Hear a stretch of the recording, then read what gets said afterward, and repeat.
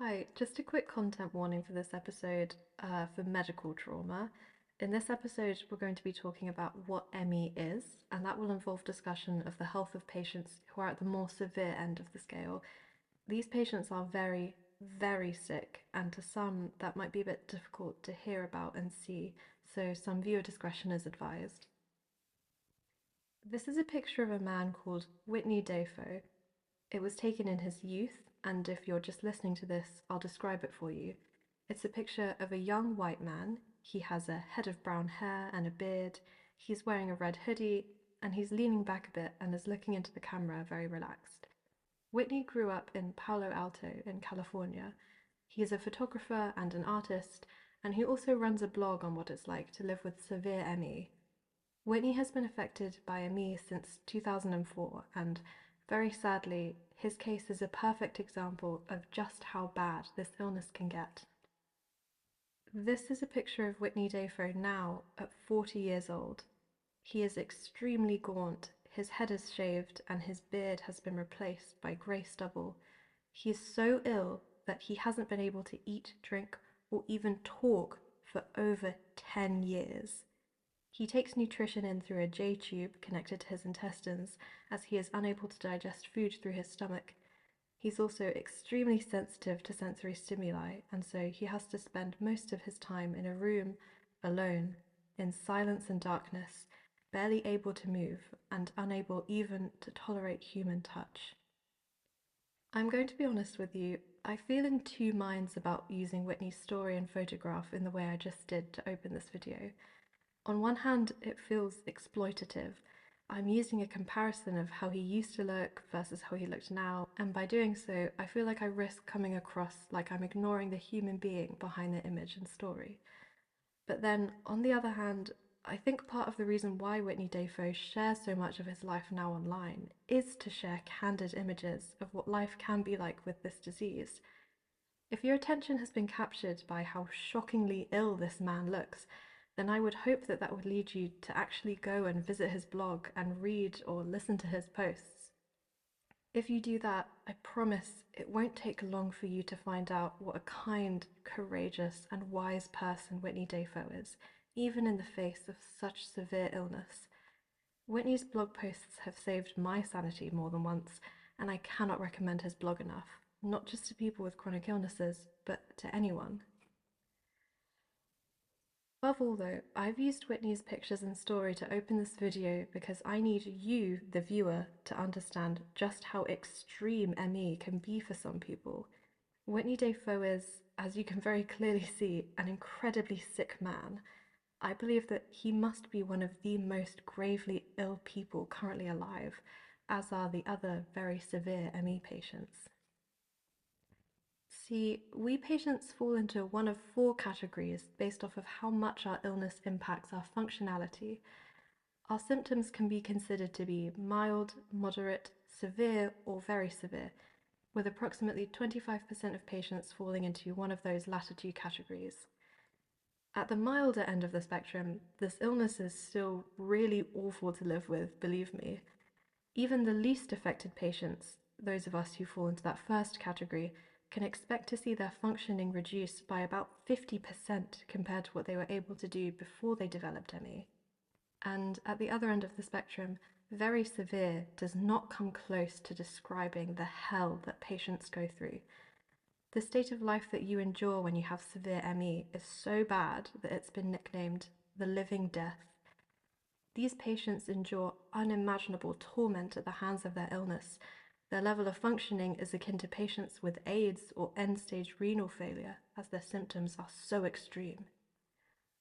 Speaking of symptoms, what are the symptoms associated with ME? I already outlined the four main symptoms in my last video, but there are plenty more.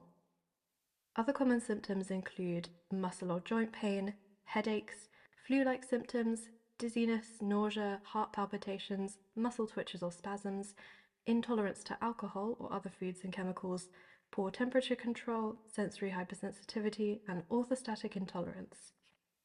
That last symptom I named essentially means a difficulty in standing up or being upright, and it is a very brutal symptom. It's one I get quite badly.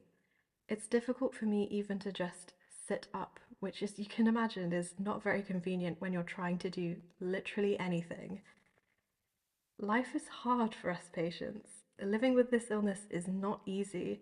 In fact, ME leaves 75% of its sufferers unable to work, which, like I mentioned last episode, has a massive impact on the economy. So, now we all know what the symptoms are, how many people likely have this disease, that the severity can vary, and that ME has an astonishingly large impact on our lives as patients and on the economy. If this video is your first time really learning about ME, you might be feeling a bit baffled as to how you've never heard of this before, because clearly this is a highly serious, very common illness. And to that I say, yeah, it's really fucked up, isn't it? The fact that so many people don't know about this is part of the scandal. There are a lot of reasons as to why ME has been swept under the rug. Most of it has to do with the depressing and infuriating history of the disease, which we will untangle over the next few episodes. But another reason why it's gone unnoticed for so long is precisely because we patients are so ill. We can't march. It's difficult for us to continuously reach out to people to try to raise awareness. It's very hard for us to get organised.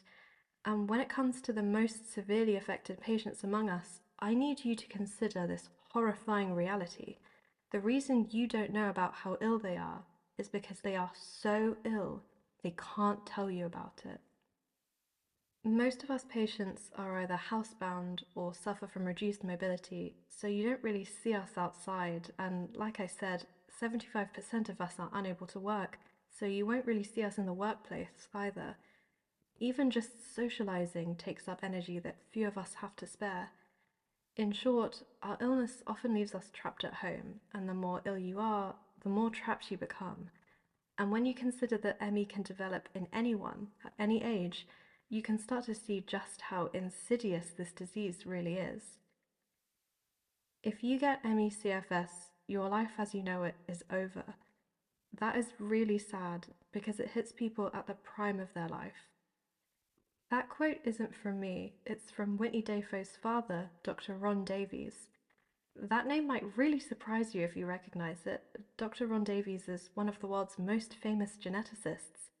The technology he helped to develop was integral for the Human Genome Project, which generated the first sequence of the human genome in 2003. Now, having moved on from his previous work and taking his expertise with him, Dr. Davies leads the research team at the Open Medicine Foundation, a non-profit organization made up of scientists and researchers around the globe. Their goal is as daring as it is desperately needed: to finally find a cure for ME. And Dr. Ron Davies does fully believe that a cure for ME is possible, so let that give you some hope, if nothing else. The OMF takes a multi-system approach to studying ME, which is necessary for this disease because it's very complex. Part of the reason why there's no diagnostic test yet is because if you run routine medical tests on us patients, everything comes back normal.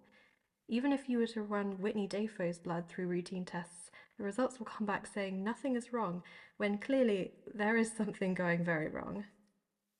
So, in order to find out what is actually happening to us patients, the OMF endeavours to look closer and to take multiple body systems into account rather than just focusing on one system in isolation.